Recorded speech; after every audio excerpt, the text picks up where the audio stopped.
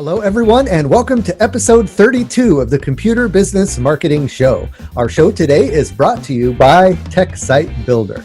TechSite Builder is a hosted website builder that lets you quickly and easily get a clean and professional website up and running for your computer or tech-focused business. Save time and frustration with TechSite Builder. Learn more at techsitebuilder.com. It's also brought to you by Computer Business Breakthrough. Computer Business Breakthrough is an online training program where you can learn how to escape the grinding break-fix mindset of cheap clients and feast or famine finances so you can focus on becoming a truly sought-after expert in your field. Check it out at computerbusinessbreakthrough.com. All right, today on the show we have Monica Louie. She's going to join us from Flourish with Facebook to talk in depth about Facebook ads. We'll discuss how to tap into the power of the pixel, why you should never boost a post, and some common mistakes to avoid when getting started. Plus, we'll discuss whether it's worth it to start your own Facebook group and the age-old question of whether or not you should display your prices on your website. All that and so much more coming up right now.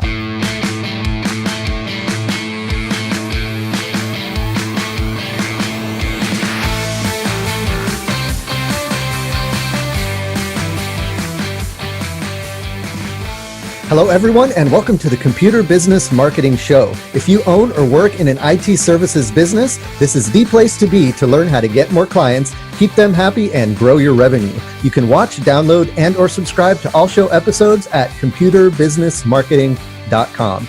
You can also catch our live stream on Facebook every Thursday at 7 p.m. Eastern. Just be sure to like the TechSite Builder Facebook page, click on the following tab, and then select See First. There's a little option there that says See First, and that'll ensure that every time we go live with a new episode, it'll jump up to the top of your Facebook feed if you're logged into Facebook.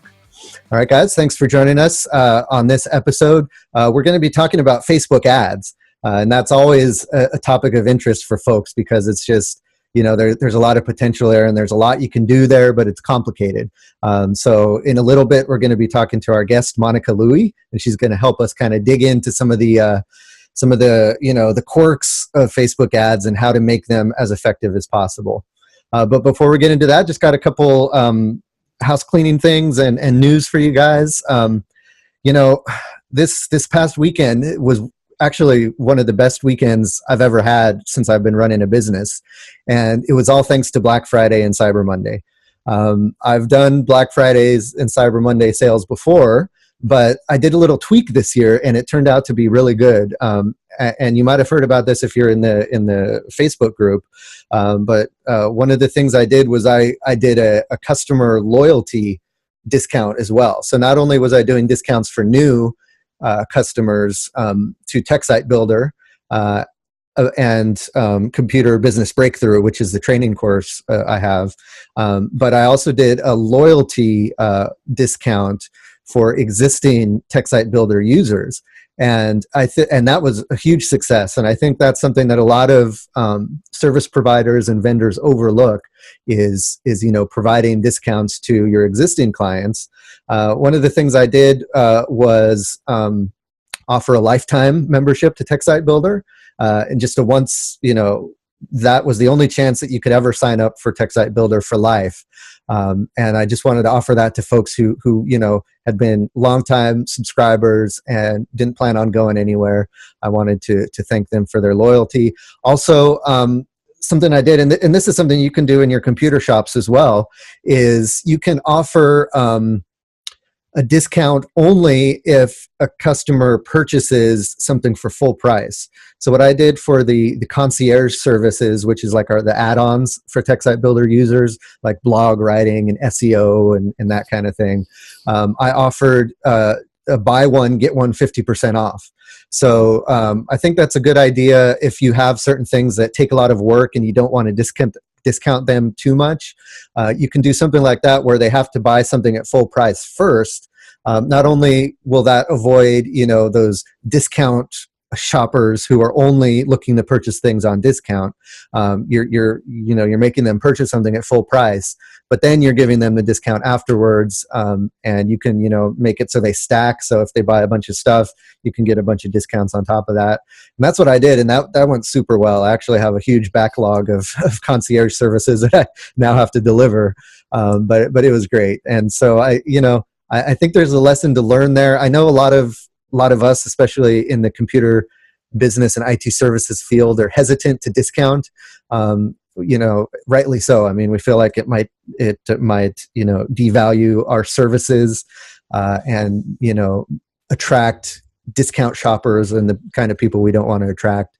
But there are ways to do it where you can provide discounts or provide incentives or bundle things together, to provide those incentives. And Black Friday, I mean, people are just running around the street with their credit card out on Black Friday, and they just are looking for stuff to buy. So, I urge you to put something in front of them, some kind of service or something. And a lot of people are just, they don't even think about it. They're just buying stuff on Black Friday. So, something to think about. It was a success for us. Also, just wanted to mention that something new that's out there now is the Computer Business Marketing Newsletter. This is a weekly newsletter that is released every Wednesday that just has, a bunch of curated tips and tricks for marketing your computer business. You'll get updated links to the podcast, the recorded podcasts. There's a new series I'm doing called Website Wednesdays, where I talk about different things you can do to improve your website. And then we also share things like articles from around the internet about marketing. We highlight certain Facebook posts from the Facebook group. And then every week I have a tip of the week, just a small little tip to help you, inspire you with your marketing. So, it's just a nice little thing to get in your inbox to kind of help kickstart your marketing every week. If you want to subscribe to that, head on over to computerbusinessmarketing.com. And right there at the top of the page is the sign up form to get that newsletter. So I'd love to see you guys over there. All right, and before we jump into the interview today, just want to give a quick shout out to our first sponsor, and that is TechSite Builder. You guys know TechSite Builder. It is the place where you can go to get a website up and running for your computer business. We make it very easy to do that. You sign up, and within an hour, you can have a fully fleshed out website for your IT services business that's mobile responsive, that's SEO ready, that's fast, and that has all the important information, but none of the stuff you don't want, which can happen, if you go to just purchase a random WordPress theme, or you go to Wix or Squarespace. None of their stuff is really optimized for computer businesses, and that's where TechSite Builder shines. We have, walkthrough videos that help you get everything set up if you're not sure what to do, and then we come out continuously with tutorial videos and stuff to help you build your own website successfully. Of course, if you don't have time to build your own website, then we do offer those concierge services that help you, or that will, you buy those and then we set up different parts of your website for you, whether it's the content, writing blog posts, doing keyword research, doing SEO, creating landing pages. There's tons of different concierge services you can sign up for. But first, you have to be a TechSite Builder member. And it's super cheap, super affordable. Just head on over to TechSite Builder. And if you need a website, techsitebuilder.com. Sorry, I forgot the dot part. Techsitebuilder.com. And check it out. If you need a website, or your website needs a refresh, or your website's just not working well for you, check out TechSite Builder. All right, without further ado, here we go with the interview today. I have Monica Louie. She's a Facebook ads coach who helps ambitious online entrepreneurs grow their impact and profits by harnessing the power of Facebook ads. She's also the creator of a course called Flourish with Facebook Ads, and that's a step-by-step Facebook ads system to help bloggers, coaches, and online experts create campaigns that convert. And we'll talk more about that later, but first I just want to welcome you, Monica, to the show. Thanks for being here. Thank you so much for having me. I'm super excited to be here. Yeah, thanks for being here. So, this is Facebook ads is always a hot topic in the Facebook group, of course, the Facebook group, Facebook ads, but just in general, it's still kind of a new thing. It's changing all the time. And, people people have tried it a little bit and it doesn't work, and then they think it just doesn't work, to begin with. So this is kind of a topic that I love talking about, and I probably could never talk about it too much. So before we jump into that, though, I just kind of want to get an idea of your background, let people get to know you a little bit. So if you can just kind of let us know, where you come from, and what in your, professional life led you up to where you are today.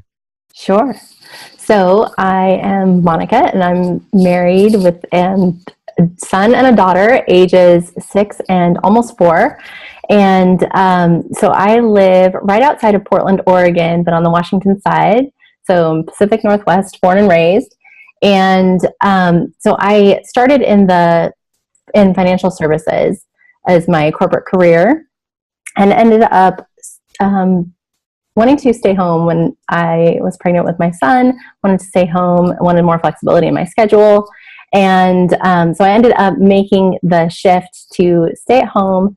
And that's when my husband and I had to dive deep into budgeting and getting on track with our finances to make that adjustment. And we ended up not only trying to stay afloat, but decided to tackle our debt to make us feel less vulnerable living on just his income. So we ended up paying off $120,000 of debt in 2 years on a single middle-class income. So that led to my first online business with our debtfreefamily.com. So I started a blog because people were asking us how we were doing this just on a single income. And so that led me into the online world and learning all about online marketing. And that's where I started using Facebook ads for the first time. And with that, I ended up having really great success with my Facebook ad campaigns for that business, getting people to join my webinar, register for my webinars, that my blogging friends started asking me for help with their Facebook ad campaigns. And I ended up, after helping a few people and helping them get great results, I ended up realizing that helping other people build their businesses is really my true passion. And so I ended up selling the first website last year, and then transitioned to becoming a full-time Facebook ads coach. And so I've been working with a lot of great online entrepreneurs for over this past year, and it's been phenomenal. We've been getting some great success, and that leads me up to where we are today. Awesome. Yeah, I have kind of a similar story in that, I started in the IT services business and computer repair, and I liked doing that, and I had some success with that. While I was doing that, I was also blogging about it. And I found that I liked the blogging part almost more than I liked the running the computer business part. And so, I started getting to know these guys and hearing their stories and stuff through the blogging. And eventually I just kind of went that direction to where now I just help computer business owners. And just like you, that's something that I'm really passionate about. I like teaching, I like helping others. And it's great to be able to do that at scale, through the internet. Exactly. So, I definitely feel you there. So cool. And paying off $120,000 of debt, that's incredible. Thank you. Yeah, that's no small task. So I bet, figuring out how to do that required a lot of discipline, a lot of systematizing, a lot of the kind of stuff that helps in every aspect of running a business and stuff like that. So let's dig into the Facebook ads. I mean, there's so many different directions we can go with this. I kind of wanted to start, we have a kind of a technical crowd who watch this. They're really into computers. They like figuring stuff out. They like tinkering with things. But still, Facebook ads and just the whole ecosystem and how they work is very new, very different to a lot of my audience. And I know one of the most important things, and we've talked about Facebook ads on the show before. One of our first episodes when we were talking to Robert Simmons, he was kind of giving us an intro into Facebook ads, and now I kind of want to dig a little bit deeper. And one of the things I wanted to talk about was the dreaded pixel. Right? This is a thing that we know we need, and we heard about it, and Facebook says we need to install it somewhere. So you can kind of just intro the pixel and why it's important, not only for Facebook ads, but just in general. Sure. So, to start off, I mean, I can completely understand that Facebook ads can be a little bit intimidating and a little bit overwhelming, because when I first started, I mean, I didn't have a lot of money to invest in Facebook ads. And so I wanted to make sure that I wasn't throwing my money away, that I was doing them the right way. So that's where I really dug in to learn how to do them the right way, and it paid off. So now that's my passion, to help other people stop wasting money with Facebook ads. So with the Pixel, it's extremely important. And luckily your audience is, pretty tech savvy, but basically I am not a techie by any means, but I do know how to install a Pixel. And so basically for each ad account, Facebook provides you with this code, and you just copy and paste the code and put it into the in between the header tags of your website. And so once you've got the Pixel placed, and that's super important. And even if I try and encourage people, even if you're not ready to run Facebook ads right this minute or even this year, but maybe, 6 months down the road you might be, I encourage you to get the Pixel placed on your website today, because once you place it on your website, then that allows Facebook to begin to collect that data of your website visitors, that 6 months down the road, when you are ready to use that data to your advantage, you've got it collecting and building. So what you can do is you can create an audience of people who visited your website. And if they've been visiting your website, then they're likely interested in your topic and what you have to share, what you have to offer. So what you can do with that is we've heard the term retarget them with ads, remind them of who you are, get in front of them with your Facebook ad. But you can also use the lookalike audience feature to find more people like them. And this is where we can really open it up to find many more people who are likely interested in your topic by creating a lookalike audience of your website visitors. Yeah, this is so important, and I think this is something that not a lot of our listeners are doing, and they should be doing. Is install the Pixel, copy the code, paste it in your website, but use that data to find out who's visiting your website. And now, correct me if I'm wrong, but do you get to see kind of the demographics of those visitors? So you can use the Audience Insights tool to dig a little deeper into those who are liking your page, and you can also pull in specific audiences into that to learn a little bit more about the demographics if the audience is large enough. But so that is important. But then it also puts the hard work on Facebook it'll match up the users. If whoever visits your website, if they have a Facebook account, then Facebook will pull them into that audience. But then also it puts the hard work onto Facebook to create a lookalike audience of those people. Yeah. Because a lot of times people, when they get started with Facebook ads, they start and go into the detailed targeting to try and find pages or interests and try and create this audience of people who they think are going to be interested. But really, right. I've had great success with the lookalike audience option. So getting the Pixel placed earlier will give Facebook more data so that they can create that audience and really refine it and get pretty accurate, in my experience, as to who is going to be a good fit to show your ads to. Yeah, I mean, Facebook has, put billions of dollars into, figuring out who people are and what they like and how they're similar. And when you're clicking there, liking different things and it builds a profile for you.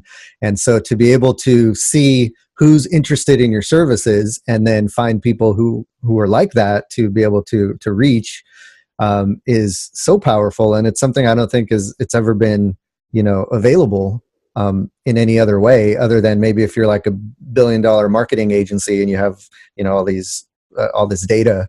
But otherwise, at your fingertips, literally, you can be a solo consultant and at your fingertips, you have billions of dollars worth of information about people that you can tap into and use to target your ideal client.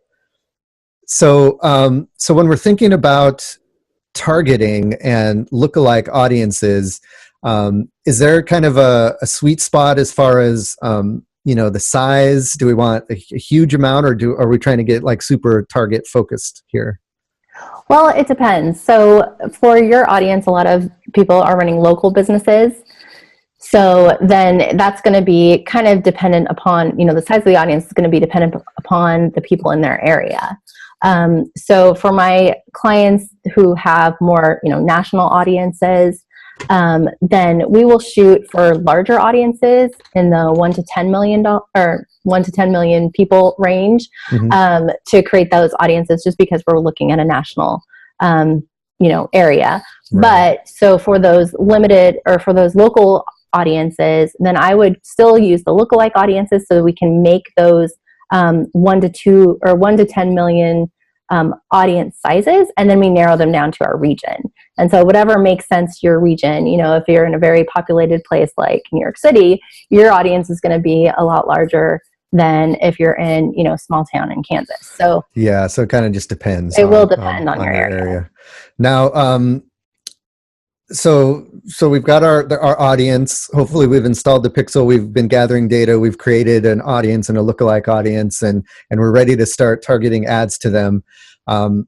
That's kind of where I see a lot of the confusion coming, because people don't know, should I do, just like an image and a post? Should I do a video?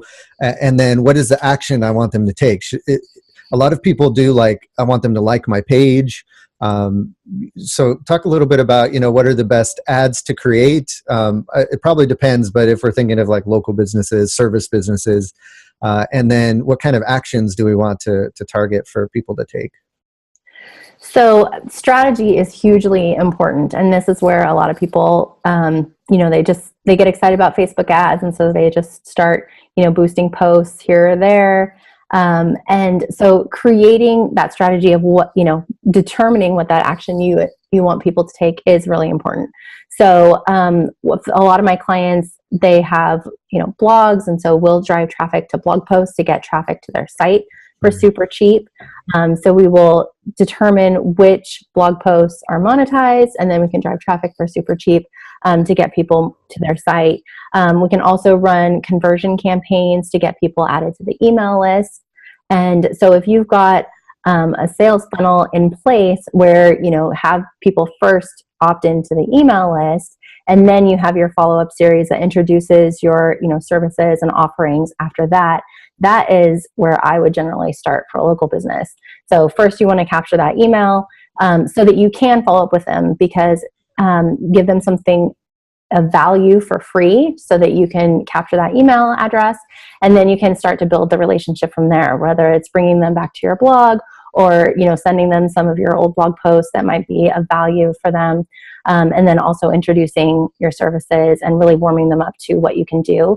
And then it allows you to stay in touch, because if they're not, at that perfect moment right now, ready to, jump in and purchase your services, then they might, building that relationship and staying in front of them as the go-to business, go-to person, to help them when they need it, is going to be hugely important. Yeah.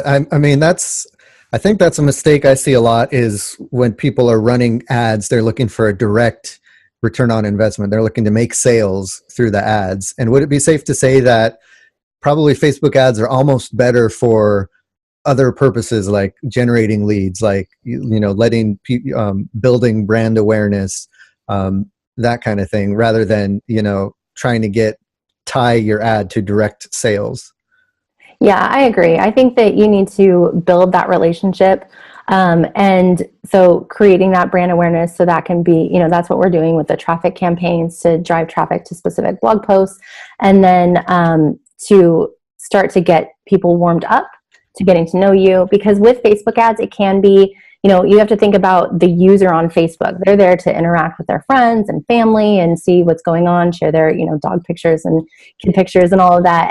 And so they're not maybe necessarily in the purchasing mindset at that point. Right. Whereas if somebody's typing in, local computer repair into Google, they're probably more in a buying mindset, or, ready to lay down their credit cards. So you've got to think about where they are. So you just want to be, make yourself known as that resource, for that when they are ready, then they know where to go to. So I think that's going to be the smarter use for Facebook ads. Plus it can be pretty expensive to show an offer up front before you've built that relationship, just because of the nature of Facebook. Right. And so would you, now what would be a good example of the type of ad you would show to a cold lead, like it's a lookalike audience, it's someone that you may have never heard of your business before, versus someone who is captured by your pixel as having visited your site? Should you be showing them different ads, and if so, what are the different approaches you can take? I always like to test it. So I like to test different versions of the ads. So I like to test a variety of different audiences, and then also test a variety of different ad variations. So, and the number one thing that I usually test is changing out the picture, the image, and then I'll test different headlines. So as far as like the image goes, if somebody's already familiar with you, then you might want to use, if you're the face of your brand, then you might want to use your picture in the image. If if maybe you've got a logo that they're familiar with because they visited your website, then you might want to make sure that that's on the image. If it's a cold audience, then you really want to just show them what the benefit is of working with you. And so if you're offering like to get people onto your email list, like a free report or something, then having an image of that free report, or having the title of that free report in the image will be helpful. So focusing more on what they're looking to get. And then with the warmer audience, showing your face, if you're the face of the brand, or your logo. But I do like to test both different kinds of images with both different kinds of audiences. You never know, right? I mean, Exactly. there's you can't have hard and fast rules for this, because every business is different, every area is different, and yeah, that's the cool thing with Facebook though, is it allows you in the manager to like have a bunch of different ads and then see how they compare against each other. And then doesn't Facebook do something where it actually like can tell which one's performing, and then it starts showing that more often? Yeah, so the way that I structure my campaigns, so in the ads manager, there are 3 different levels. So there's the campaign, which is the overarching umbrella, and I use that for each goal. So if I want to promote a lead magnet, I'll have it in its own campaign, and then within the campaign, I'll target different audiences in each ad set. So that's the second tier.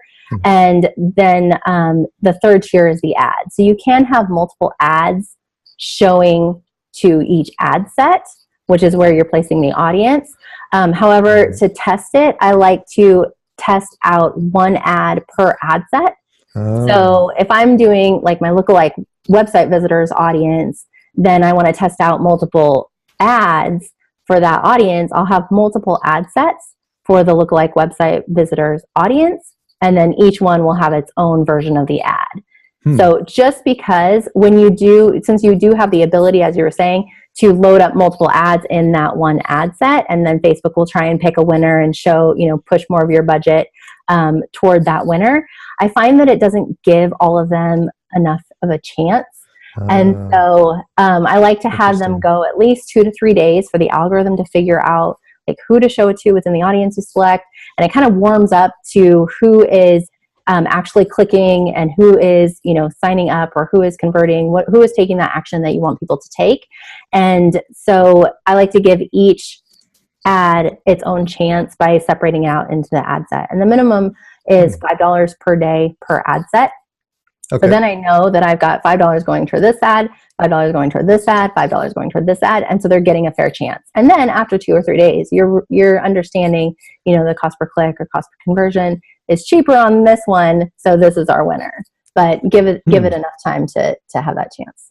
Oh, that's cool. Yeah, that's something I hadn't tried before. I normally do load up a bunch of different ads in one thing and then let them fight it out. But right. That makes sense, because yeah, it's usually like a day before Facebook thinks it knows which one is the best. And you're right, maybe we should wait a little bit longer. And that's good. That's a good tip. Cool. So we're talking about the ads, and you go to the ad manager and you can create ads and through your business page, but there's also the option that they always give you to boost a post, and they push that a lot. Like, hey, you can get so many more people to see this post if you would boost it, and they're pushing that because their organic algorithm is now making it that so that so few people who like your page are actually seeing your posts that you kind of have to boost. So what are your thoughts on boosting, and how do you decide what to boost versus what to create an ad around? And that can be confusing, I think. Well, what I think a lot of people, when they want to get started with Facebook ads, they'll decide that I'm going to, boost a post, or I've heard people doing the strategy of like every, new blog post I share on my page, I'm going to boost, $10 or whatever, just to get more eyes on it. Mm. And I like to have a more overarching strategy with that, because every time you are boosting a post, you are, investing money into a Facebook ad campaign. So you are creating a campaign. So my feeling is that boosting a post is Facebook's low hanging fruit. They make it just so easy for you to hit that boost post button. And like you said, Right. they'll tell you like this post is performing 85% better than all of your other posts. So of course, don't you want to give it a little bit more of a push to get more eyes on it? So they try and make it so simple. However, when you click that button, you are limited with the options that you have. So you are limited with the campaign objectives that you can choose. So if you go into the ads manager or the power editor, you have many more options. But then also they're doing better, but you're limited with the audiences. So you can, what most people do is when they click the boost post button, they want to be done in 3 clicks and get their, post boosted and get more eyes on it. So they don't take the time to think through, well, what is going to be, what are my top audiences that I should be showing this to? And then also you're limited with placement, so where the ad is going to appear. So with that, if you do have an ad that is already taking off and it's getting a whole bunch of likes and shares, and you want to use that social proof, what you can do is you can pull in that post into an ad campaign in the ads manager. And then you can do the testing of pulling it into this ad set with our lookalike website visitors audience, and then pulling it into this ad set with our lookalike fans audience, and then into this, and then pulling it into yet another ad set with our, maybe it's our saved audience that we created using the detailed targeting of trying to, plug in those interests and behaviors that would likely be interested. So then you can test out multiple audiences. You can take a post on your page and pull that into the ads manager. I didn't even know that. Yes. Oh, yeah. How do you do that? So when you go in and you're in the ad creation part in ads manager, there are 2 tabs, and it defaults to the create ad. But right next to create ad, there's another little tab that says use existing posts. And if you click on that, then you can click a drop down and it'll show you by most recent, all the posts on your page. So you can scroll down and find, that post that you want to pull in, and it's super easy. And it'll already pull in, because it's using that post, that it's already got 15 likes and 3 comments and 4 shares. Yeah. So that helps it get a little push and get more eyes, to take notice. Right, because I think some people want to boost it so that they can bump up the numbers on the post, to when people see it, they're like, oh my gosh, 1,000 people saw this and, 20 people liked it. It must be super important. So that's very cool. I did not know that. That's something I'm going to try. So in the live stream here in the chat, Brian has a good point. He says, one of them, and I know Brian's been experimenting a lot with Facebook ads, and he's been having some success in his business.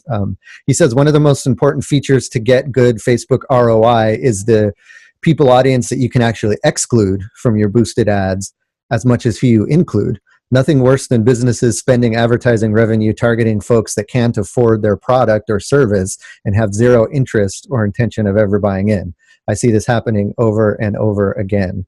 So yeah, what do you think about excluding people versus including people in the audience? I do that and I like it. So I think that is smart. So what you can do, you have a couple different ways you can do that.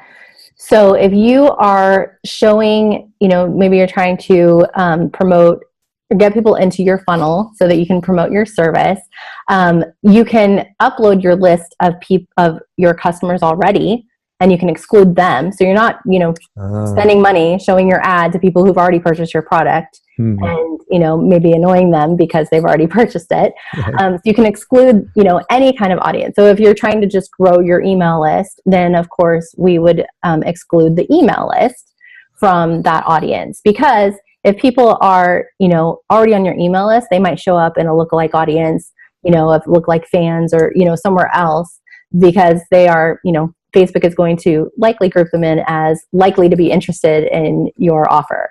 So exclude them. And then also what Brian was mentioning too, can't afford the product, is you can narrow down your audience. So then you can say, people in this audience, so look like website visitors, but then narrow it by those with an income of, 50 to 150,000 or whatever. So you can narrow it to set those parameters of, sure, this audience is likely to be interested, but really I know that the person who's going to buy, has this kind of trait. And so you can narrow it that way. Very cool. All right. So what I kind of like to discuss also when we're talking about marketing techniques, and I know you've done this a lot. You've kind of gone through the ringer, and you have lots of experience, and you've probably learned a lot of lessons and like what not to do. So maybe if you can kind of share with us some of the things that you found are things to avoid, mistakes you've made or you see other people making that people should avoid. Because really, at the end of the day, when we're learning from others, we want to learn what not to do so we can avoid it and then do what we're supposed to do. Sure. So I find that there are three overarching themes of mistakes that I find that people make when getting started with Facebook ads. And so one of them is a lack of commitment. And so my most successful clients, the ones where, they are having that tremendous, ROI with Facebook ads, are the ones who have committed to learning and developing a Facebook ad strategy that is right for their business and helping them meet their goals. And so, because a lot of times, like I'll start working with a client and maybe the first thing we try or the first, ad we run, it doesn't hit it out of the park, but then we try something else and there's always something, to test and tweak. And as like the algorithm is extremely sophisticated, and so over time it will get smarter as to learning who to show your ad to within the audiences you select, and it'll determine who is going to be more likely to opt in. So the longer the campaign is going, the smarter the algorithm will get, and so generally your costs will start high and then they'll come down over time. So that is something to be aware of. And then the second one is really a lack of strategy. So we've talked about that, just getting very clear on what you're using your ad dollars for. And that's why, another reason why I'm not a big fan of boosting posts is because I feel like over the long term, if you were to take, every time you boost a post here or there, $10 here, $30 there, if you were to take that collectively and put it into a campaign where you've thought it through, you've created a strategic ad to get it in front of the right people, then you're going to have more bang for your buck going through the testing process. So that's super important. And then the third one is a lack of education. So people will get, as business owners, it's really important that we take action, but with Facebook ads, if we take action too quickly and we haven't learned how to create the campaigns and what goes into a high converting ad, and who we should be targeting, then that's where we can end up, having enormous costs and then getting frustrated and turning it off. And then that's when we walk away and say, oh, I'm not going to waste money on Facebook ads again. So that's what I see are the three biggest mistakes. But then the most important thing that you can do when creating an ad campaign is to test. So test different audiences, test different versions of your ad. And the two biggest things, as I mentioned, that I like to test are the image or the visual. So you could test, a video versus an image as well. And then the headline. Those are generally be the first two things that catch people's attention and can have a big impact on costs and results. Great. Yeah. So I think it all comes down to really, not being just fly by the seat of your pants with this stuff, right? You got to have a strategy. You got to, first of all, you have to learn about, how to put together a strategy and what works and what doesn't, really dig into it and figure it out, put together a strategy, and then keep tweaking and testing and be in it for the long haul, because, hopefully you're running your business for the long haul and you plan on staying around for a while. So why not treat your Facebook ad campaigns the same way? And anything you do in marketing, whether it's Google ads, Facebook ads, SEO, all the stuff we talk about on this show, Just trying it once and then forgetting about it is not going to help. You got to be consistent and keep testing and keep trying. So I'm glad you mentioned that, because that's real important to me, and I think we try to drive that home on the show as well. Cool. So that kind of brings us also to what you're offering. You have a course called Flourish with Facebook Ads. Now, you mentioned that this is to help bloggers and online experts and coaches. Folks listening might think that they don't fall into that, but I think all IT business owners should consider themselves as experts and coaches, because really you're coaching your clients, and you should be an expert in your field, and you are marketing your services online. So I think that they can find value in something that's geared in that direction. So why don't you tell folks a little bit about your program and what you're offering? Sure. So I ended up, since I started off with coaching myself, I knew that it was time over the summer to create this course, because there was just an increase in demand of, once word started getting out that I was somebody who could help with Facebook ads. My schedule has been full all year long with coaching clients, which is a good problem to have. So I knew that I wanted to offer something where I could help more people, but still give them the support that they need outside of my private clients. And so I've tried to design this in a way that gives that support to more people. So I've created a course. It's 6 modules.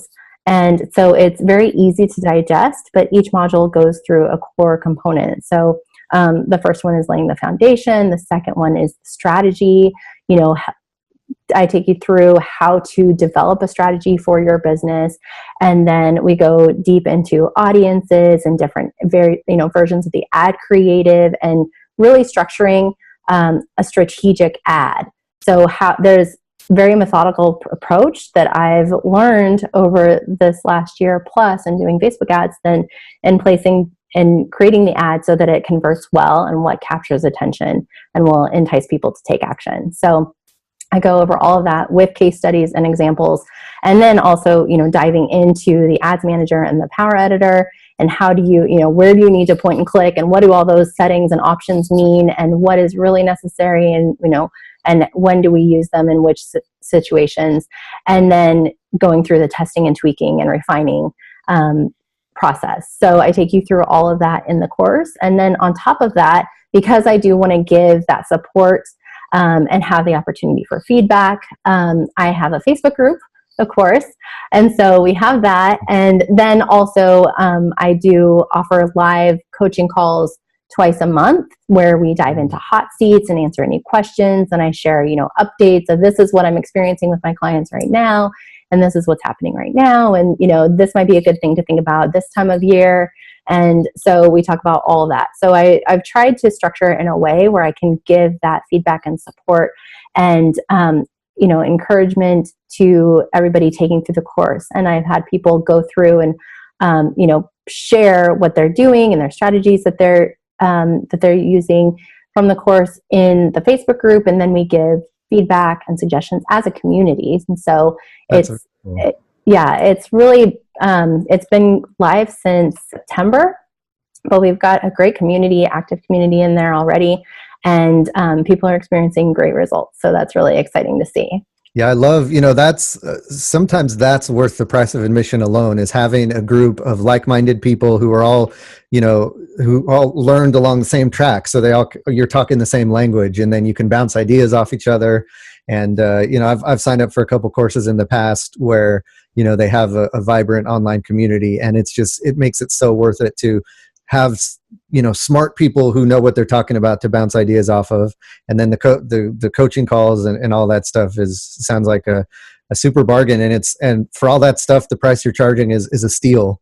And you were very kind to give listeners of the show an exclusive offer of $20 off. So we have a special link for that, and I'm going to put that in the show notes as well as in the Facebook chat here. So you guys can go to computerbusinessmarketing.com/FBads, or it looks like FBads, which I right. didn't notice until I just pasted it in there. So So computerbusinessmarketing.com FBADS, and that'll get you that deal, and you guys should check that out. I mean, I've been, this year I owe a lot of my success to some of the courses I've taken, and there's no better way to learn how to do something right than to learn from someone who, like we said, has made all those mistakes, has come out the other side successful. Why reinvent the wheel, right? Just, learn from the best. So that's definitely highly recommended. And then, of course, you offer do you still do the coaching, the private coaching? Yeah, I definitely still do private coaching. I am booked through the rest of the year and probably through January at least. And so it is limited. However, I am offering smaller packages of people who go through the course at a lower rate than my general private coaching packages, because I want to, give my students a break, because they've gone through the course, and so they probably don't need as much of the hand-holding as my private clients do when they sign up to work with me. So I have smaller packages that I offer to the students in the course. And to get the $20 off, though, they do need to use promo code Matthew20. Okay, cool. Matthew20. Matthew20. All right. Cool, guys. So check that out. computerbusinessmarketing.com/FBADS, promo code Matthew20. I'll be sure to put that in the show notes as well. Let me make a note of that. Awesome. So thank you, Monica. Stick around, because I'm going to ask you for some of your input on some of the stuff that's going on in the Facebook group. But before we do that, I just wanted to do a quick shout out to our second sponsor, and that is Computer Business Breakthrough. Computer Business Breakthrough is the course that I put together with my friend Lisa Hendrickson. You know Lisa as the Office 365 and Outlook guru, and you guys might know me as the website guru. And so we teamed up to put together a course on how to become your own guru in your own, special niche in the IT services business. So both Lisa and I had a lot of success by focusing in on a very narrow services niche within the IT world. And we did a lot of things to build up our audience and to build up authority. And, all of that work that I did to do that really paid off, like this Black Friday weekend, where I had, the best weekend of my entire business life. And I owe that to a lot of the lessons we teach in Computer Business Breakthrough, which, is building an audience, is providing value, is doing a lot of the marketing with blogging and SEO and websites and podcasting and videos and all that stuff that we do, along with we show you, how to price yourself as an expert, how to be able to charge those premium prices, some of the secrets that you can do so that you're not always competing on price. And then we also get into even, some of the processes and the systems we use, how we hire, VAs or outsource to different places to help us in our journeys. That way we can stay lean and nimble and just be solo consultants, but yet we still have a team of people helping us. But they're not on our payroll, which is nice.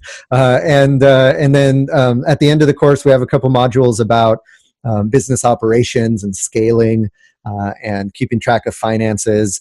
Lisa opens up her financial spreadsheet and actually shows you, how she keeps track of the money coming in and out of her business, and it's really interesting. And we both have different philosophies. That's the other cool thing about this course, is because it's being taught by two different people, you get two different perspectives on everything.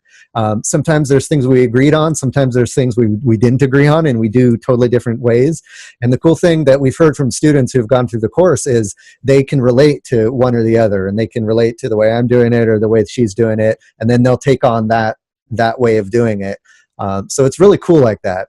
It's not just one person talking at you the entire time. It's the two of us having conversations, telling stories, having discussions, and teaching you how we do things. So check it out. It's at computerbusinessbreakthrough.com. And, like we've been saying, taking courses, I think, is the best way to really accelerate your business. So I'd love for you to check that out. All right, so back to Monica here. We got, so I'm changing things up a little bit in this episode. So previously what we did is we looked in the Computer Business Marketing Facebook group to find some of the more popular posts and see what's been going on and kind of talk about it. That was at the beginning of the show, but I was feeling like that was kind of derailing and distracting from the main topic of the show. So this episode, I wanted to try to get into the main topic sooner and then save the Facebook posts for the end of the show. So let's try this out. So the first post that I wanted to talk about was, and it relates perfectly to this this topic. It's about Facebook, but this was something that I mentioned in the group as a test that I wanted people to try out. And what I said was, for me, I've found that engagement in Facebook groups has been off the charts. Better than forums, better than news lists, email lists, better than Twitter. I've been able to interact with my ideal clients the best and closer through Facebook groups than any other platform that I found in the past. So for me, I've seen that it's been very contagious, or not contagious, very effective. I don't know where contagious came from. So what I said was, try creating a private Facebook group for your own computer business customers. Run it like the Computer Business Marketing Group, where you share helpful tips and ask questions. You're not pitching or selling anything. You're just kind of establishing yourself as the go-to person. And then you can see how more engaged your clients are with you in that group than like your regular Facebook page, for example. And then you'll find that maybe you'll create more loyal fans. You'll get more repeat business and more referrals because of that group. So I was just encouraging folks to give it a shot. Some of the comments we got on that was, a lot of folks were hesitant. I got some pushback from people saying, well, it's going to be a lot of work to manage it. What am I going to do if, somebody goes rogue and starts, complaining about my services, or trying to offer their own help, or trying to sell their own services in the group? And so there were a lot of, hesitance around that.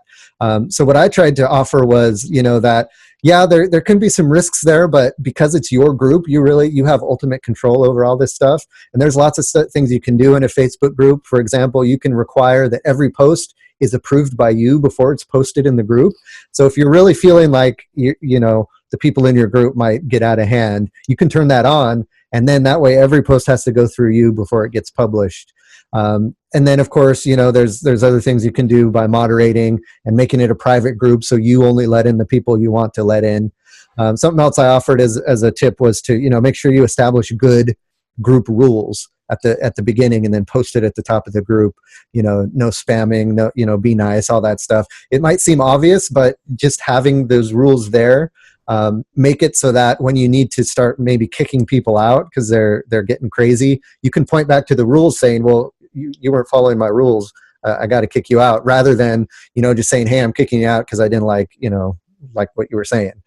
So I find that kind of helps you retain some semblance of control over the group. And really, the groups I've had have never had those kinds of problems before. They're always, people are very cordial and willing to help. So the cool thing was that Dave Greenbaum mentioned that he's going to start his own group, and the group idea that he has for his customers is, let's see if I can find it here. It's going to be a support group for people who have fallen victim to scams, online scams, phishing scams, those kind of things. Because he's seeing that a lot these days, especially like some of his elderly clients and folks like that are, falling prey to these scams multiple times. So they fall victim to the tech support scam, and then a few months go by, especially if you're older, your memory is not as great, and they fall for the same thing again, and they get swindled out of hundreds, if not thousands of dollars because of that. So he decided to create kind of a support group for those people, and I think that is a genius idea. I think that's great. It's going to build loyalty among those clients. It's going to let them know that you're there for them. They can start swapping stories with each other, and then you can jump in and be the expert and help them out through all of that stuff. So that's a great idea. Think about, niches like that you can create groups out of, and then see how that goes. I know, Monica, you've had some experience with groups too. You have like the private group for your program, and you've had some other groups. What has your experience been with those? So my first Facebook group was around my first blog and helping people get out of debt. So we were, all getting out of debt. So I find that having a common, goal or theme, purpose, something that you can all unite around, is really important. And so, but it was a great experience to support each other. And then, yes, I do have my Facebook group for my course. And so we're all, working on Facebook ads and growing our businesses. And so, so we have a lot in common with that. And so, but what I was going to suggest, which you already said, is having very clear rules that, just be very clear about what you want people to share in the group and what you don't want people to share in the group. And so as long as you're clear about that and you post it where people can see it, then most of the time, like, I haven't, had hardly any problems. But if you do find somebody that's not following the rules and they're just clearly there for self-promotion or something like that, or they're, too negative or whatever to keep the group, light and fun, then you can just kick them out, and it's pretty easy to do so. So, but I found it great for building community and, like you said, establishing yourself as the authority and the expert. And then don't worry about, other people coming in who might also offer the same services that you do. But because you're still the group creator, and as long as you're active in the group, then, people will still respect you as the person, and the other person might just, clearly just want to help and participate. So yeah, it's always been a good experience for me. Yeah. And I feel if you participate a lot, that helps set the tone for the group. I found that with the computer business marketing group, is I try to be every day, post something helpful and participate in it and have a positive attitude. And I feel like that is contagious, and people try to mimic that as well. If you have a negative attitude or you just don't show up in the group at all, then it's people. What is it? The inmates run the prison, right? Right. People can start just doing whatever they want. So, even just the act of participating regularly kind of sets the tone. So, and you can even get ahead of that too and plan like certain theme days, like Motivation Monday was a big one, in the Debt Freedom group, like share, motivational theme or video or, whatever. And so you can kind of, have theme days. And then if you are going to have, that potential of a lot of people wanting to promote their service or whatever, then you can have like a, promo Friday or something, like in this thread, promote whatever you want. And then at least it's contained in that thread. Right. That's beautiful. Yep. It's a good idea. Cool. Awesome. So yeah, I don't think it would hurt too much to just try a group. I think, as long as you heed some of this advice and try to focus it around a very specific topic, it could be a good move. Cool. The other post I wanted to talk about really quick, I'm not going to spend too much time on this because we're about out of time. And this is something that we've talked about a lot before, but someone brought it up in the group. Should I display prices on my website or not? That's a hot topic, lots of comments about it, and lots of people have opinions. And, there was about equal yes and no's among those opinions. Just really quick, I summarized some of the points for putting prices on your website that people said in the post. They said it helps establish transparency so that it doesn't look like, you're hiding your prices because you're jacking it up for certain people. It helps you weed out the cheap clients. If you have higher prices and you put that on your website, then the cheap, the people looking for a bargain are going to go elsewhere. Normally it's good. It's a good move if your primary client is residential computer repair. Because a lot of times they're looking for prices, and if they don't see it, they're going to move on to the next place. But one of the big downsides to putting a price on your website is it might lead to people to shop around. So they'll, and I'm guilty of this, right? If I'm looking for like a home services business or something, and I haven't gotten good recommendations from my friends, I'll, look at a few places and open a bunch of tabs in Google and be going back and forth comparing services and prices and stuff. And that's, that might not be the position you want to be in as a business. And then some of the points for not putting prices on your website include it gives you flexibility to adjust your pricing as needed. So you might be servicing business and residential clients, and you might want to have a higher price for business versus residential. There might be other factors involved that it's too hard to explain on a website, so you just don't want to put the prices there to begin with. It's also good for or it forces the user to call you for more information. Now, that's a good point, right? If you don't put prices on the website and they are truly interested in your services, they will give you a call to ask about the price, and then that gives you an opportunity to continue that conversation and maybe dig deeper into their problems and craft a perfect solution that then, no matter what the price is, they're going to go for it because you crafted that solution for them. So just some things to think about. Me, I agree with all of the above, really. I think it's a personal decision. It's something you have to think about, take all those factors into consideration. If you're mainly focusing on business projects, you probably don't want to publish your prices. If you're mainly focusing on residential, break fix, hourly type of things, might be a good idea to throw it on there. What side of the fence do you fall there, Monica? Well, this is something that I thought a lot about for my own coaching packages. Should I post my prices or not? And so what I've done is I put my starting price. So packages start at, and then because over this past year, my business has grown so much that my prices have also grown so like fairly quickly. And so then it's just fairly, it's easy for me to go in and edit and update that really quickly. So that's where I've found the happy medium, but I also want it to be very clear because when I onboard a client, I have a conversation with them to make sure we're both a good fit, and that working together, in the way that I usually work with my clients is going to be, exactly what they need. And so I think that I'm at this point where I need to be maybe just a little bit more clear about, what my prices are and how much they expect to spend on Facebook ads on top of that. And right. So that's something that I'm considering as well. But for right now, what I've been doing is putting my, packages start at price. Yep.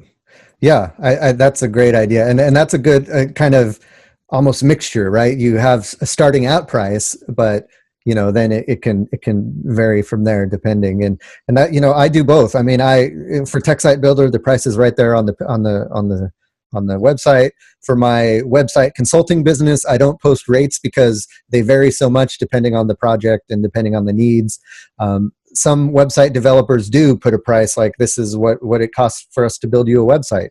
For me, there's so many different variations. I don't like to box in into a price like that. So, it's like I said, it's a personal decision, something you have to think about. Cool. So, well, that's going to do it for this episode. Monica, great stuff. This is one of our longer episodes, which means there's a ton of value in there. So I appreciate you sticking around and offering all those great tips. A lot of stuff that I'm going to be implementing right away. So, if folks want to find out more about you, social media, website, any place people can find out more.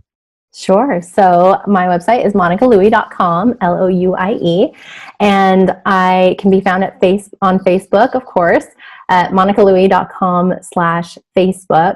And I also, if it's okay with you, I wanted to offer a free guide that goes through just the 5 questions you need to answer before you get started with Facebook ads. So even if you've already been doing Facebook ads, make sure you've got these questions answered.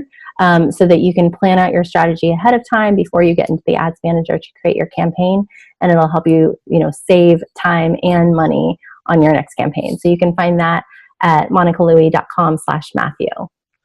Awesome. Yep. We love free stuff. and that sounds like a good way to get a quick win. I'm trying to post that link in the Facebook chat, and it tried to tag my name. Oh, right. Sorry about that. But there it is. Okay, cool. Awesome, guys. So that's going to do it for this episode. Thank you, Monica, again, and we'll keep in touch. You gave me a recommendation. I'm not going to ask you here on the show, but you gave me a recommendation for someone who can talk to us about local business marketing and AdWords and SEO. So I'm going to reach out to Chanel and get her on the show. So I appreciate that recommendation. Thanks for being on, and let's keep in touch, okay? All right. Thank you so much for having me. This is fun.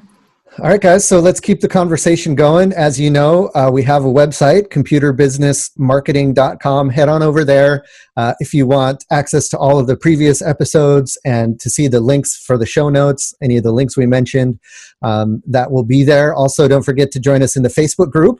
Lots of good conversations going on there. Just search Computer Business Marketing in Facebook and then request access. We have a couple questions that we ask you before you can join, just to make sure that you are a computer business owner or you're related somehow, or I know you, or, so I can make sure that you'd be a good fit. And also, if you listen to the podcast in iTunes or Stitcher, would love to get a review. Let me know what you think of the podcast. Just be honest. I'm not looking for a glowing review. If you got some something